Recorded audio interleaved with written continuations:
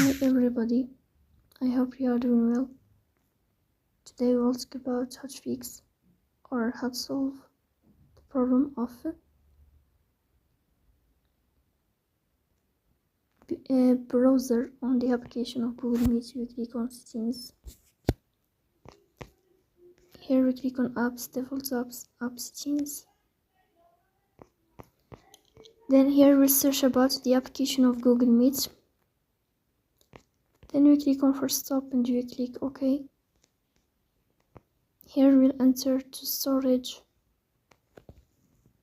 Then we click on clear cache. In the end, you will turn off your phone and you will wait a moment to restart your phone again to fix that problem.